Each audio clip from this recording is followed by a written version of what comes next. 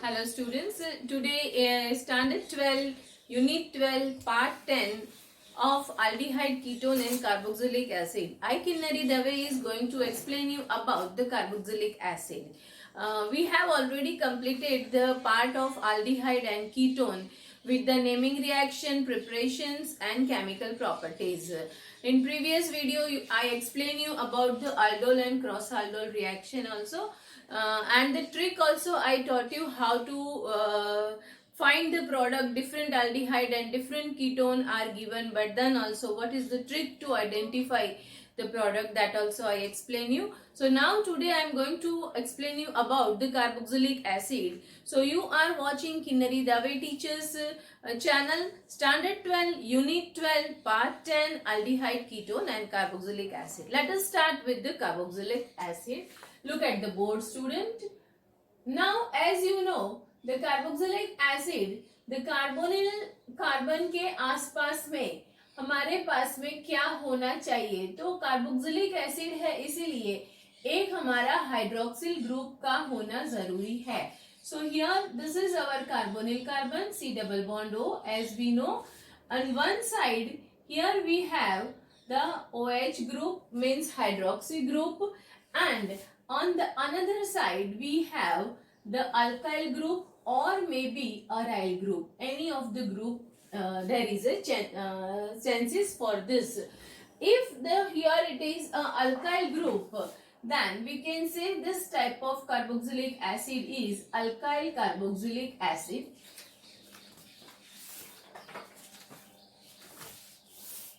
Then we can say that it is a alkyl carboxylic acid. And if it is a aryl group over here, then we can say that carboxylic acid is aryl carboxylic acid. Here you know that the carbon is having the C double bond O, and here, so this carbon is with the sp2 hybridization. Carbon is with the sp2 hybridization. And if we see the bond angle between RCO or OCO, the bond angle is 120 degree. Bond angle is 120 degree. This is general introduction about the carbonyl carbon के साथ में हमारा carboxylic acid का. यहाँ हमें पता है कि already we have the oxygen is possessing the two lone pair of electron, and that's why here it is having the 120 degree and it is a sp2 hybridization. Now number of carboxylic acids are available in the nature, and it is having a wide uses also. So wide range of carboxylic acid under the name of fatty acids available from the nature. Generally the number of carbon from 12 to 18 are there, then they consider as a fatty acid. तो ये भी एक बहुत ही important information है carboxylic acid के लिए. Now today I am going to explain you about the just formal introduction about the nomenclature. क्यों? क्योंकि वैसे nomenclature हमने ऑर्गेनिक पार्ट शुरू किया तब से, मतलब हेलो अल्केन से शुरू किया था, तो अभी हम यूनिट 12 तक पहुंचे. हर एक पार्ट में I have try to explain you about the nomenclature. So now we are not going to depth in the rules of the nomenclature, but some of the carboxylic acids are common name is also considered as a IUPAC name, and some rules which is new for this that I am going to explain you. So let us see the common name for this carboxylic acid. So today's start our topic, that is a nomenclature. Nomenclature. सबसे पहले हम सिर्फ एक single carbon वाला carboxylic acid ले रहे हैं हम, तो वो है, हमें पता है बहुत कॉमन है, HC double bond O OH.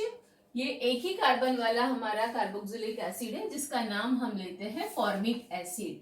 और जनरली ये जो फॉर्मिक एसिड है, या तो हम अगर कॉमन नेम की जो ये बात कर रहे हैं तो कॉमन नेम ग्रीक और लैटिन वर्ड से आया हुआ है, और इसमें मोस्टली ऐसा है कि वो कौन से आइटम में से, कौन से सब्सटेंस में से, कौन से एनिमल में से या प्लांट में से पाया जाता है, उसी के ऊपर से उसका नाम दिया गया है। So if will think about this HCOOH और 1 कार्बन वाला carboxylic acid, that is a formic acid, so it is generally available from the ant, and in the Greek letter formic is known for the ant, and that's why it is known as the formic acid. तो ये Greek letter के ऊपर से इसका nomenclature हुआ है। उसके बाद में हम बहुत ही दूसरा जो 2 कार्बन वाला कार्बोक्सिलिक एसिड अगर लेते हैं तो ये भी बहुत कॉमन है, CH3C डबल बॉन्ड OH, जिसे हम नाम देते हैं एसिटिक एसिड, और इसका वाइड यूज ये भी है, हम अचार वगैरह में इसको डालते हैं, और जिसे हम विनेगर कहते हैं। So this is acetic acid is possessing 2 carbon, and that's why this is also general name, common name and IUPAC name, दोनों में ये यूज किया जाता है। उसके बाद में अगर और आगे जाते हैं तो 4 कार्बन वाला अगर हम कार्बोक्सिलिक एसिड का यूज करें तो उसके लिए हम नाम लेते हैं CH3, CH2, CH2, C double bond OH। Student, यहाँ पर एक बात ये ध्यान में रखनी होती है कि जहाँ ये जो COOH ग्रुप है वो कार्बन को भी हमें पेरेंट चेन में कंसीडर करना है। जहां पर हमें उसको कंसीडर नहीं करना है वहां उसका नाम क्या लगेगा वो भी मैं आपको बताऊंगी। तो ये जो हमारा 4 कार्बन वाला जो कार्बोक्सिलिक एसिड है उसका नाम हम कहते हैं ब्यूटारिक एसिड, ब्यूटारिक एसिड। सो ये सब हमने सिर्फ कॉमन नेम के ऊपर से हमने नाम लिया है जो जनरली ग्रीक और लैटिन वर्ड के ऊपर से पाया जाता है। अब हम जाते हैं आयुपैक नेम में। जो हाँ मैंने बताया कि बाकी के नॉर्मल रूल्स जो है वो तो सेम ही है, पर जहां पर कहीं कोई चेंजेस है तो वो मैं आपको नोट डाउन कराऊंगी। सो आयुपैक नेम के लिए अल्किन का जो ई है स्टूडेंट उसको हमें रिप्लेस करना है। सो आयुपैक नेमिंग, तो हमें पता है कि हमारे पास में जो अल्किन है, अल्किन का ई को हम रिप्लेस करेंगे ओइक एसिड से, OIC, ओइक एसिड। तो ये सबसे पहला रूल्स रहेगा हमारा, क्योंकि यहाँ हमारे पास में जो है वो अल्किन है, तो अल्किन में से ई को रिप्लेस करेंगे ओइक एसिड से। उसके बाद में अगर COOH जो है, मैंने जैसे बताया आपको कि मोस्टली हमें COOH को पेरेंट चेन का पार्ट लेना है, means that is consider as a number 1 carbon. क्यों? क्योंकि वो काफी रिएक्टिव ग्रुप में आता है। पर जहां पर अगर वर्ड रूट का पार्ट नहीं बन सकता है COOH, जब हम उसको नेमिंग करते हैं तब, तो उसके लिए हमें क्या करना है, whenever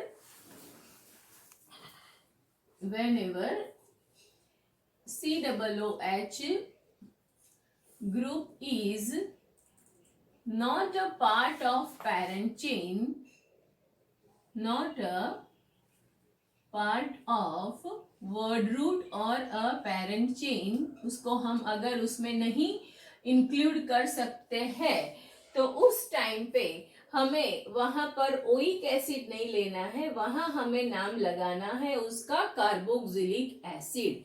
So whenever the COOH is not considered as a part of parent chain, then in place of a suffix oic acid, we have to use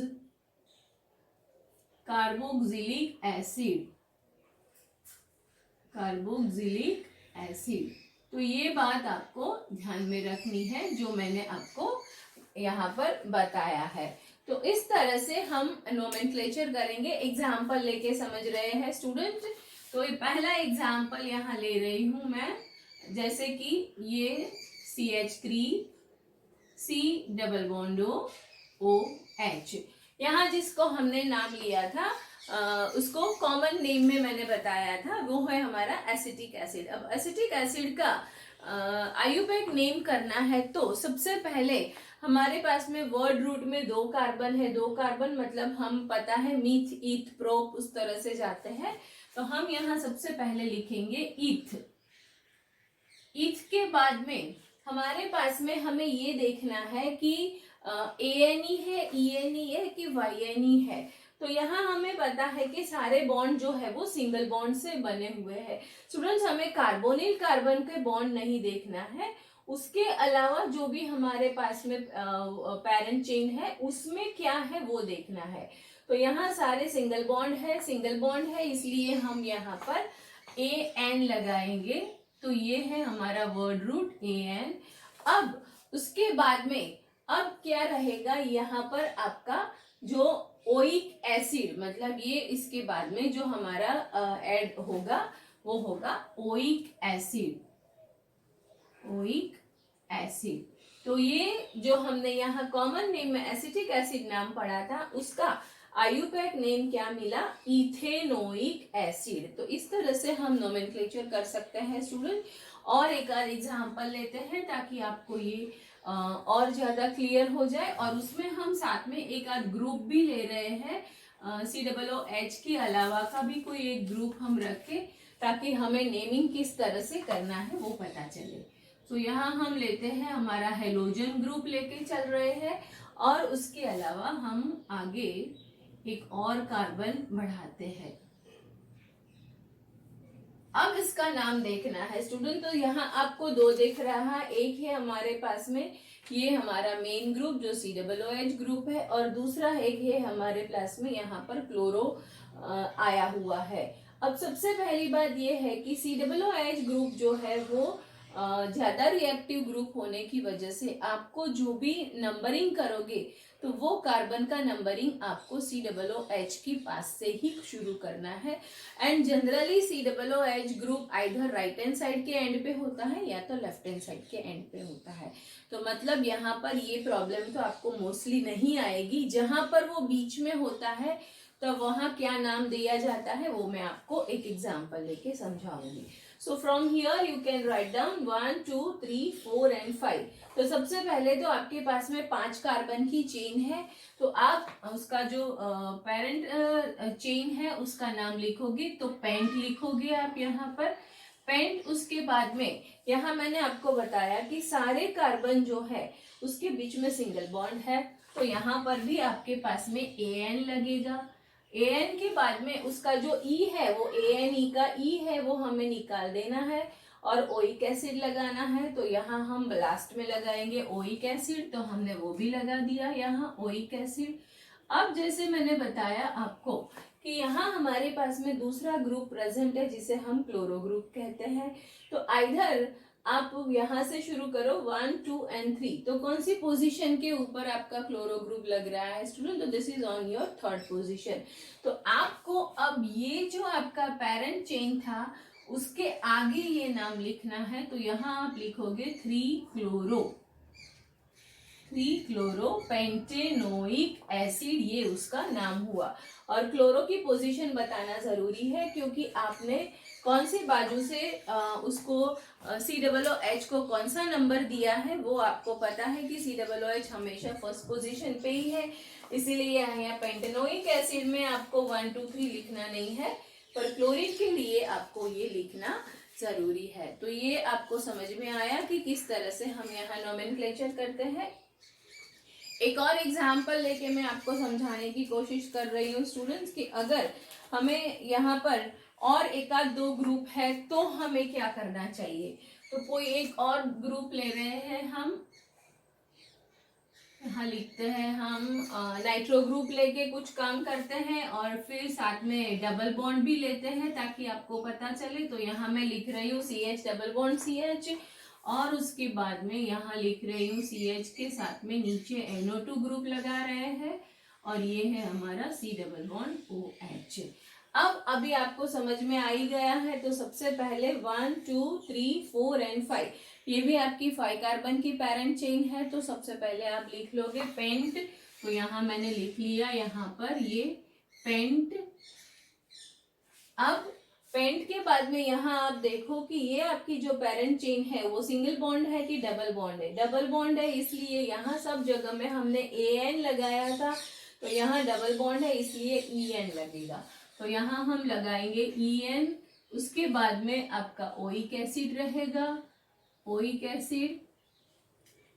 अब यहाँ आप देख सकते हो कि EN कौन सी पोजीशन पे है वो भी बताना जरूरी होगा, और यहाँ एक ग्रुप आपके पास में आया हुआ है तो वो कौन सी पोजीशन पे है, तो 1 एंड 2, तो सेकेंड पोजीशन पे आपके पास में नाइट्रो ग्रुप है। तो यहाँ आप लिखोगे 2 नाइट्रो, तो 2 नाइट्रो। और पेंटेनोइक एसिड जो है तो ये कौन सी पोजीशन पे EN है आपका, तो पेंट 3 पोजीशन पे है, तो पेंट 3 इन, बराबर है। तो नाम क्या हुआ स्टूडेंट्स, 2 नाइट्रो पेंट 3 इन ओइक एसिड। यहाँ पर 3 इन इसीलिए लिखना है कि नहीं तो पता नहीं चलता है कि इन कौन सी पोजीशन पे आया हुआ है। सो इस तरह से आप नोमेनक्लेचर कर सकते हो स्टूडेंट। अगर आप चाहते हो तो एक आध और एग्जाम्पल लेके हम समझने की कोशिश करते हैं कि अगर एक से ज्यादा हमारे पास में COOH ग्रुप प्रेजेंट है तो हमें क्या करना चाहिए, तो वो भी किस तरह से नाम देना चाहिए उसका, तो वो भी समझ लेते हैं हम। वैसे वो आपको पता ही है कि एक से ज्यादा होता है तो हम डाई ट्राई लगाते हैं, तो यहाँ भी हमें वो ही करना है स्टूडेंट। जैसे यहाँ मैंने लिखा 3 कार्बन की आपकी चेन बनाई, तो 3 कार्बन की चेन है, उसमें right hand side and left hand side दोनों साइड में आपके पास में COOH ग्रुप आया हुआ है। तो सबसे पहले आप लिख दोगे प्रोप, क्योंकि 3 कार्बन है तो ये प्रोप। उसके बाद में AN लगेगा क्योंकि यहाँ पर सारे सिंगल बॉन्डेड है। अब दोनों बाजू में आपका ओइक एसिड है, तो 2 ओइक एसिड आया हुआ है, इसीलिए आप उसका नाम लिखोगे डाई ओइक एसिड। सिर्फ आप ओइक एसिड नहीं लिखोगे, 2 है इसलिए डाई ओइक एसिड। तो इस तरह से आप इसका नाम कर सकते हो। अब हम एक आध एग्जाम्पल लेते हैं अराइल कार्बोक्सिलिक एसिड का भी, ताकि आपको वो भी पता चले। तो यहाँ हम एग्जाम्पल ले रहे हैं, यहाँ इस तरह से हम C डबल बॉन्ड OH और एक C डबल बॉन्ड OH यहाँ ले रहे हैं। तो इस तरह से यहाँ हमने 2 C डबल बॉन्ड OH लिया। अब यहाँ स्टूडेंट्स देखना ये है कि पेरेंट चेन का ये COOH पार्ट है कि नहीं है। अब आप देख सकते हो कि ये आपका बेंजीन है और बेंजीन के साथ में यहाँ से हाइड्रोजन निकला है, मतलब ये कार्बन से और ये कार्बन से हाइड्रोजन निकला है और वहां पर C डबल बॉन्ड O जुड़ा हुआ है। तो इसीलिए यहाँ आपका जो COOH ग्रुप है वो आपकी पेरेंट चेन का पार्ट नहीं बन पाएगा। ये आप यहाँ पर समझ सकते हो, जो मैंने रूल्स में यहाँ लिखाया हुआ है। तो इसीलिए इसको अगर हमें नाम देना है तो यहाँ हम ओइक एसिड नाम नहीं दे सकते हैं। यहाँ हमारी पेरेंट चेन होगी बेंजीन, तो हम नाम लिखेंगे यहाँ पर बेंजीन। और बेंजीन के साथ में अगर आप देखोगे तो यहाँ भी COOH है और यहाँ भी COOH है, तो हमें नंबरिंग देना पड़ेगा कि कौन कौन सी पोजीशन पे COOH ग्रुप आया हुआ है। तो 1 एंड 2 करेंगे हम, तो 1 एंड 2 पोजीशन पे COOH ग्रुप आया है और यहाँ COOH ग्रुप पेरेंट चेन का पार्ट नहीं होने की वजह से you have to write carboxylic acid as a suffix in place of oic acid. So benzene 1 2 carboxylic acid,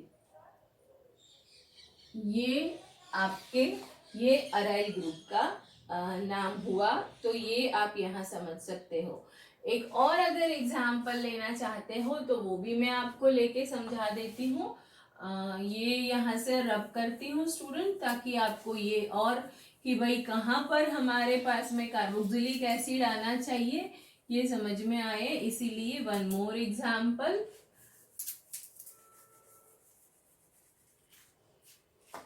तो यहाँ हम 2 से ज्यादा COOH ग्रुप डाल रहे हैं, तो यहाँ एक ये वाले एंड पे COOH लगाते हैं, एक बीच में कहीं डालते हैं, तो यहाँ CH और C डबल बॉन्ड OH यहाँ एक लगा रहे हैं हम, एक ये CH2 और ये हुआ एक C डबल बॉन्ड OH। तो इस तरह से कुछ हम एग्जाम्पल लेके चल रहे हैं स्टूडेंट। यहाँ पर देख सकते हो आप कि यहाँ COOH है, यहाँ COOH है और यहाँ COOH है। तो अगर आप कंसिडर करोगे तो ये पेरेंट चेन में आप COOH को कंसिडर कर सकते हो, but what about of this, और either you can go for 1 2 3 4 और आइदर 1 2 3 4, तो भी कोई भी एक कार्बोक्सिलिक एसिड का COOH आपका पेरेंट चेन का पार्ट नहीं बन सकता है। तो यहाँ आप ऐसा नहीं कर सकते हो कि किसी एक को छोड़ दो और उसको आप दूसरी तरह से नेमिंग करो, वो हम नहीं कर सकते हैं students. Either we have to include all the COOH group in a parent chain, और we have to just neglect all the COOH group from the parent chain, and we have to go with some another rules to follow the nomenclature. And what are the rules for follow that nomenclature? So here we are not at all including all these 3 COOH group into the parent chain. So parent chain आपके पास में बनेगी सिर्फ और सिर्फ ये 3 carbon की। Only the 3 carbon chain is considered as a parent chain. तो यहाँ पर आपके पास में 3 कार्बन मतलब आपके पास में रहा प्रोप, तो आप लिखोगे यहाँ प्रोप, प्लस सब सिंगल बॉन्ड है तो यहाँ लिखोगे N। अब मैंने आपको बताया कि जब आप COOH को कंसिडर नहीं कर रहे हो पेरेंट चेन का, तब आपको carboxylic acid as a suffix लगाना है। तो अब आपने प्रोप लगा दिया, N लगा दिया, अब आप ट्राई के फाइंड करो कि कौन से पोजीशन पे आपके पास में COOH ग्रुप है। तो आपके पास में कौन कौन सी पोजीशन पे है, फर्स्ट, सेकंड एंड थर्ड। तो आप यहाँ लिखोगे prop N plus 1 2 and 3, 3 position पे आपके पास में कार्बोक्सिलिक एसिड है, तो आप यहाँ लिखोगे ट्राई और फिर carboxylic acid. I hope so मैंने ये एग्जाम्पल्स लेके बताया तो आपको समझ में आ गया होगा कि आपको नोमेनक्लेचर किस तरह से करना है। या तो आप हर एक COOH को पेरेंट चेन का पार्ट बना सकते हो तो उसको इंक्लूड करो, और नहीं बना सकते हो तो तीनों 3 को आप ओमिट करो, और उसके अलावा का जो पेरेंट चेन है उसे आप कंसिडर करके फिर आप नोमेनक्लेचर कर सकते हो। अब एक एग्जाम्पल हम साइक्लो कंपाउंड का भी ले रहे हैं। तो अब यहाँ देखो आपके पास में ये साइक्लो कंपाउंड है और फिर वहां पर OH ग्रुप लगा हुआ है। तो अब आप क्या करोगे, साइक्लो कंपाउंड है तो वहां तो सीधा हमें पता है कि साइक्लो लगा देना है, तो वहां आप साइक्लो लगाओगे। कितने कार्बन है आपके पास में, तो 6 कार्बन वाला है, तो आप यहाँ लिख रहे हो इसके साथ में, तो साइक्लो प्लस आपके पास में हेक्स 6 कार्बन है, AN तो हेक्सेन, ये आपका हुआ साइक्लो हेक्सेन बराबर है, और फिर ये कार्बोक्सिलिक एसिड, यहाँ ओइक एसिड नहीं आएगा, तो साइक्लो हेक्स, उसके बाद में AN और प्लस कार्बोक्सिलिक एसिड। इस तरह से हम nomenclature कर सकते हैं students. I think so this number of examples I had given you and I tried to explain you in the very well mannered how to write down the nomenclature for carboxylic acid. But then also students, practice makes you perfect, so you have to go for the practicing. The many examples are given in our textbook also, and other than the textbook, whatever the reference book you are going to use, from that also you try to go for the IUPAC name of the carboxylic acid. Now in the next we are going to study about the preparation of carboxylic acid. So you just try to go for the practicing and we'll study the preparation of carboxylic acid, students.